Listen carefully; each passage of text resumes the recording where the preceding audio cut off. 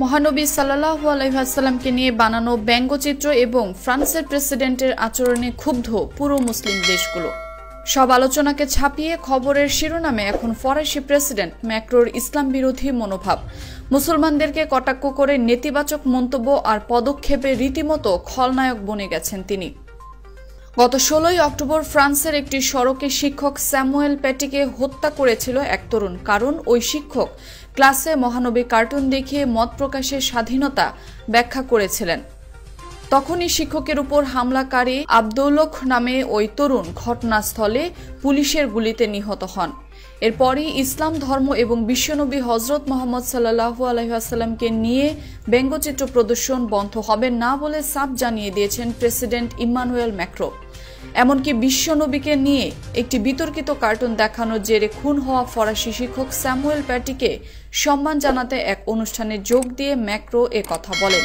Islamic বিচ্ছিন্নতাবাদের বিরুদ্ধে লড়াই চালিয়ে যাওয়ার প্রতিশ্রুতি পুনর্ব্যক্ত করেন তিনি। বলেন, এই বিচ্ছিন্নতাবাদ ফ্রান্সের মুসলমান সম্প্রদায়গুলোতে নিয়ন্ত্রণ প্রতিষ্ঠা করতে চাইছে।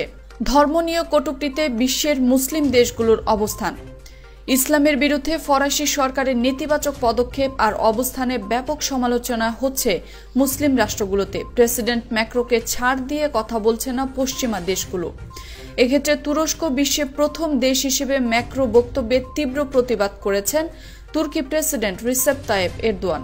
কট্টরপন্থী ইসলামের বিরুদ্ধে লড়াইয়ের ঘোষণা ম্যাক্রো মানসিক স্বাস্থ্য পরীক্ষা করানো প্রয়োজন বলে মনে করেন এরদোয়ান। এমনকি ফরাসি পণ্য বয়কটেরও ডাক দিয়েছেন তিনি। এরদোয়ানের পথে যোগ দিয়ে ম্যাক্রোর বিপক্ষে অবস্থান নিয়ে সমালোচনা ব্যক্ত পাকিস্তানের প্রধানমন্ত্রী ইমরান খানের। ইমরান বলেন, একজন নেতার বৈশিষ্ট্য হলো জাতিকে একত্র করা, তা না করে ম্যাক্রো জাতিকে বিভ্রান্ত করছে। সংকটকালে প্রেসিডেন্ট ম্যাক্রো গুরুত্বপূর্ণ ভূমিকা রাখতে পারতেন। নবী মোহাম্মদ সাল্লাল্লাহু আলাইহি ওয়াসাল্লামকে অবমাননাকর কার্টুন প্রদর্শনের মাধ্যমে মুসলমানদের ইচ্ছাকৃতভাবে উস্কানি দিচ্ছে ম্যাক্রো। একইভাবে উস্কে দিচ্ছে তার জনগণকেও, যা অত্যন্ত দুঃখজনক বলেন ইমরান খান। তাছাড়া ফরাসি রাষ্ট্রদূতকে তলব করেছে ইসলামাবাদ। এদিকে কঠোর প্রতিবাদ এবং নিন্দা জানিয়েছে কাতার, ফিলিস্তিন, মিশর, আলজেরিয়া, জর্ডান, সৌদি আরব সহ মধ্যপ্রাচ্যের অধিকাংশ দেশগুলো। কাতার দেশটির দোকানপাট থেকে ফরাসি পণ্য সরিয়ে ফেলার নির্দেশ দিয়েছে। একই সঙ্গে সব ধরনের পণ্য বয়কটের আহ্বান জানিয়েছে কাতার। বিভিন্ন শহরে পথে পথে লাগানো হচ্ছে ফরাসি পণ্য বিরোধী পোস্টার। ম্যাক্রো মুসলমানদের অনুভূতিতে আঘাত করায় কুয়েতে একই ধরনের পদক্ষেপ নেওয়া হয়েছে। এছাড়াও ফরাসি প্রেসিডেন্টের মন্তব্যকে চূড়ান্তভাবে দায়িত্বহীনতা আখ্যা দিয়েছেন গালফ অপারেশন কাউন্সিল।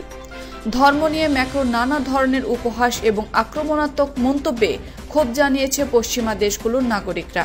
ফরাসি প্রেসিডেন্টের ইসলাম নিয়ে বিদ্রূপ কর্মকাণ্ডে আয়ারল্যান্ডে বসবাসরত অধিকাংশ মুসলমানরা সামাজিক যোগাযোগ মাধ্যমে প্রতিবাদমূলক স্ট্যাটাস দিয়ে ইসলাম প্রিয় নবীকে নিয়ে এসব ব্যঙ্গচিত্র প্রতিবাদ করেন। শান্তির এই ধর্ম নিয়ে অশুভ শক্তির এই ব্যঙ্গাত্মক প্রচারণা থামিয়ে তুলেছে এখনকার মুসলমানদের। একই সঙ্গে ধর্ম নিয়ে কটু মন্তব্যে ক্ষমা চাওয়ার আহ্বান জানিয়েছেন আইরিশরা। ডেনমার্কে বসবাসরত মুসলমানরা ম্যাক্রো বিরোধী বিক্ষোভ সমাবেশ করেছে। সামাজিক যোগাযোগ মাধ্যমে নিজের ক্ষুব্ধ প্রতিক্রিয়া ব্যক্ত করেছেন অনেকেই, যদিও দেশটি সরকারের পক্ষে থেকে কোনো প্রতিক্রিয়া পাওয়া যায়নি এখনো। ফরাসি প্রেসিডেন্ট ম্যাক্রোর ইসলাম নিয়ে নেতিবাচক কর্মকাণ্ডে পর্তুগালে থাকা মুসলমানরা ক্ষুব্ধ প্রতিক্রিয়া জানিয়েছেন। এছাড়াও সাধারণ পর্তুগিজ নাগরিকরা বলছেন, কারো ধর্ম নিয়ে এমন নেতিবাচক কাজ করা মোটেও উচিত নয়। ইউরোপে ধর্মীয় সম্প্রীতি বজায় রাখতে দ্রুত ক্ষমা চেয়ে বিষয়টি সমাধানে আহ্বান তাদের। বিশ্বের বিভিন্ন দেশে এমন কঠোর অবস্থানের পরও ফ্রান্স কখনো ইসলামী মৌলবাদীদের কাছে নতি স্বীকার করবেন না বলে মন্তব্য করেছেন ইম্মানুয়েল ম্যাক্রো।